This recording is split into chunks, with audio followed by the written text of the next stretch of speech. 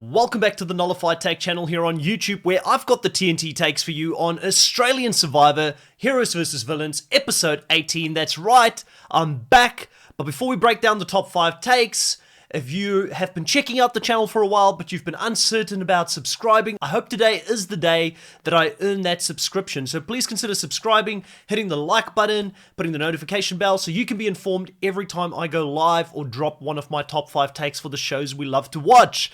Alright, let's get into this episode. Takeaway number 1. Liz underplays how upset she is by this Shonny move. Now, Liz and Shonny, they were BFFs out there, they were doing everything together, and it feels like a part of her has been ripped out of this game. Now, we see her, when she talks to the camera, breaking down and being very emotional about this, probably the most emotional we've ever seen Liz on this game. The other time was when she lost Geordie. She's had some losses in this game, but she doesn't show that to the rest of her tribe, especially George, because she knows George is in a position of power. He is running this tribe, and if he thinks that she is out for vengeance or that she is hurt by this decision, he will go after her. So we're seeing signs here of George starting to really crack and not noticing when some of his allies are not with him, and Liz is one of those allies. I was really shocked, even in this episode, to see the terrible social game once again here from George. I know they say that his social game has been getting better, but walking around with Shonny's clothes on, making fun of the fact that he voted her out in front of Liz, who was so close to her, really showed me that there was a little bit of a lack of self-awareness here in this position. And I don't think this is something that Liz is taking lightly or enjoying as much as George is walking around in Shonny's clothes. It was pretty shocking to see that he would do it so soon after. I felt like, it was a little bit soon after voting her out in that previous episode. I have my eye on Liz as one of my takeaways to potentially make a big move in this game. She's been very much playing under the radar, and she's had Shields and Shonny and George in front of her, but I would not be surprised if Liz becomes a vote for hire, and if she does end up working with Haley, maybe even in the next round, to take out the king himself. And I think Liz is one of the 2 blondes that George has got a massive blind spot for right now in this game. Takeaway number 2. I kind of alluded to it, but George is now truly becoming the mad king of Survivor. He's had 2 seasons in a row where he has dominated strategically. After he lost this first season, I said he's probably the best strategic player to never win the game in Australia. And I think he's proving it this season once again, going out there playing an absolutely phenomenal strategic game at this stage. The big problem for George, though, is because everything has been going right for him for so long, I think that he now thinks he can walk on water, and that there is nothing that can go wrong when he decides and puts his mind to something. Due to this, he's getting some of his reads completely wrong. Liz, for instance, is not with him anymore, and I think she will take any opportunity to jump ship and vote him out before the end to take revenge for Shonny.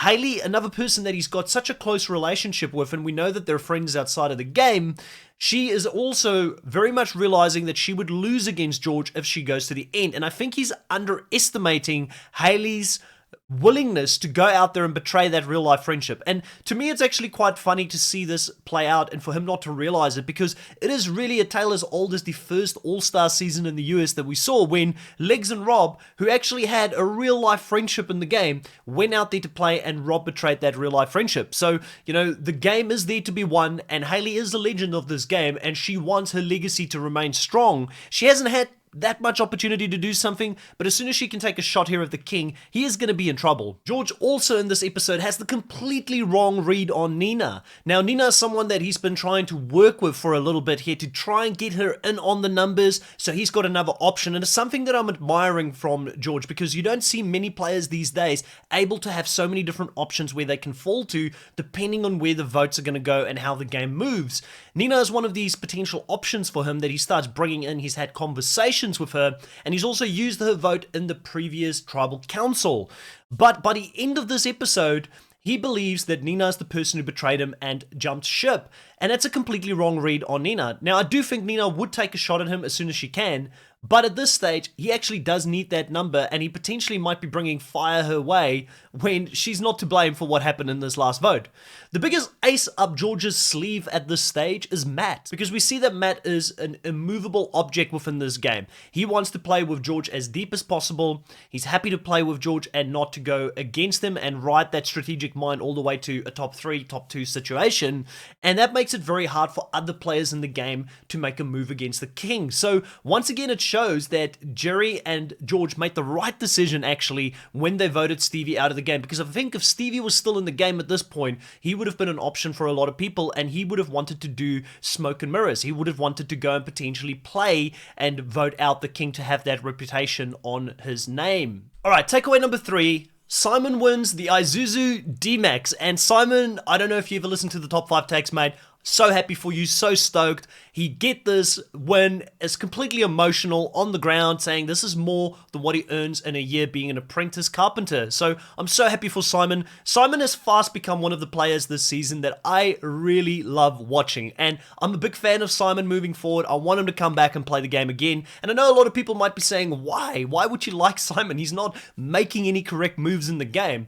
But I'm a big fan of characters, and I also love people that can express their emotions, and Simon just expresses everything out there. You know, if he is happy, everybody knows he's happy. If he is sad, everybody knows that he is sad and down. It's like Haley said, he's like this puppy dog that just wants attention out there. And I really love people that live their life that way, that live their life to the fullest and allow for themselves to feel things when they're playing this game. At the end of the day, we don't need 20 game bots on Survivor. It is fun to have someone like Simon that be out there and play the game. And I will say, even towards the end of this episode, when Simon and George started going head to head with each other again at Tribal Council, it's starting to feel a little bit unfair. It's like, you know, he's already beaten up, he's already made so many wrong moves, but George continues to just pile on Simon to let him know he's got no chance in the game. You know, he makes every single move incorrectly. Now, I know that this fight is not one-sided, and I know that, you know, Simon is getting his comeuppance. He's getting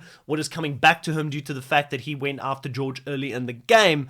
But I do feel like at some point, man, George, you've got to think about jury votes. And if you get into a final Tribal Council, I would be shocked if Simon votes for you, and I hope he doesn't, because you have been piling on him in this episode and throughout this whole season. Another thing I wanted to add also from that final Tribal Council is that, you know, George says that, you know, the worst thing you can do in Survivor is try and fail.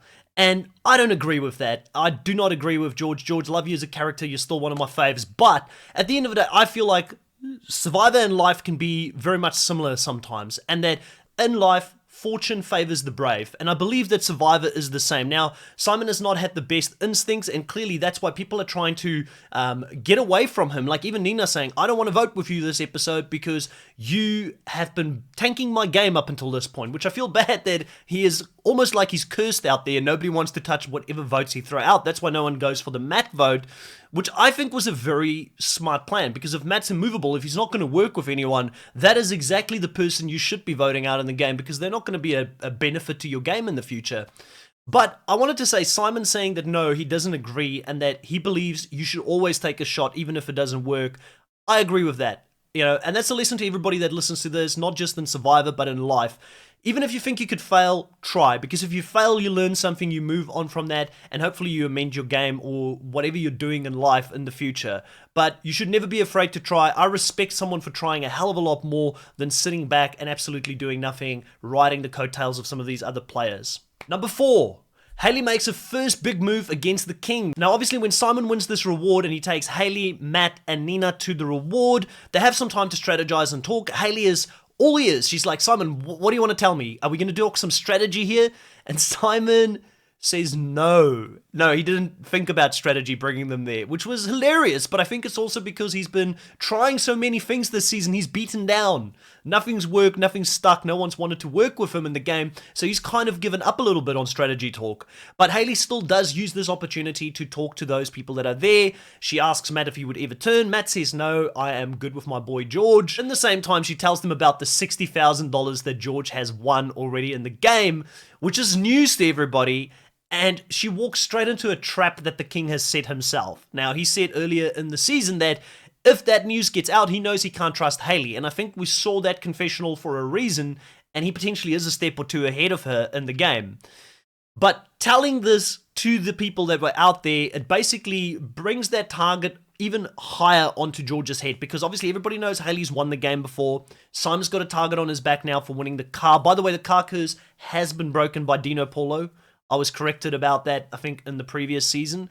But yeah, Simon, you can't break that car curse anymore. But I digress. So in this conversation, she has this conversation with them and tries to see if they can move against George, but still there isn't enough of an appetite, which must be frustrating for Hayley, because she realizes her game has not been as impressive as George's this season, so she needs to make a big move, and there's no one willing to play the game with her. And I think it's one of the reasons why this season has been so frustrating, because George has been on a level of his own, and there hasn't really been an equal opposition to him this season. And you can only wonder what the season would have been like if they had some other heavy hitters like David Gannat and Luke Toki also playing in this season. But by the end of this episode, Hayley does follow through. She makes sure that she is in on the split vote, and that she is supposed to vote for the person that George wants out of the game, which is Simon. And she flips her vote to vote out Sean. Great move by her. At some point she needs to start taking risks. At some point she needs to be able to claim her own moves in this game. And George had plans for Sean. Now what that plans were, I'm not too sure. But Sean would have been a risky play for George, because he could have potentially still won stuff going into the end game, even though he hasn't really proven himself in the individual immunity portions of this season. Either way, you don't want to give George more options, so I think that Hayley made the right decision to cut him at this point. I just feel fearful about the fact that she let slip about the 60k, and I think that might come back to bite her in the back. Moving on to takeaway number 5, we finally have a Twine win an immunity challenge. Now, Sandra has played many seasons at this stage. She's never won an individual immunity. We've always known that challenges isn't her thing, but Nina brings one home for the family. And what an immunity to win. It was one of endurance. It was one where they had to go into a squat position, and it looked like a torture device that they needed to balance this idol on, and they could hardly move up or down. And again, this shows, like that first immunity challenge where Nina was hanging in there, holding it for a very long time. She was in that first challenge holding her breath against Matt, who was a lifeguard. It shows that she has got a certain and a determination to win these endurance challenges. So watch out for Nina if she does get to a final 3, final 4 situation, and that final challenge is an endurance challenge. She could be someone that is threatening to get into the final tribal council, and I think that would be dangerous for a lot of players in the game, because she has a lot of friends currently sitting on the jury. Nina winning this is great for her. Her game has started looking on the up. She started building bridges with George, so she's starting to vote with the majority alliance in a few cases. But in this episode, she gets thrown under the bus slightly by Hayley. Hayley jumps over, makes this rogue vote, and George thinks it's Nina. So this could be very dangerous for Nina in the next episode if she doesn't win another immunity, if she doesn't get potentially a hidden immunity idol. She may be in trouble, but I do have hope for her. At this stage, even though I'm a big George fan, I don't want the season to be too predictable. I want people to rise up and at least give this guy a little bit of resistance in the game. I don't know if anybody else is with me on that. So I really do hope Hayley, Nina, Simon, and maybe Liz can come together to bring up a bit of a resistance and overthrow the Mad King. I can't believe I'm saying that because I'm a big George fan, but man oh man, this season has been one-way traffic up until this point. That's my 5 takeaways for this episode. Please hit a like on this video, put a comment below, let me know what your thoughts are, what you're thinking currently in the season. And for now, grab your torches, head back to camp. I'll catch you guys next time when I talk about episode 19.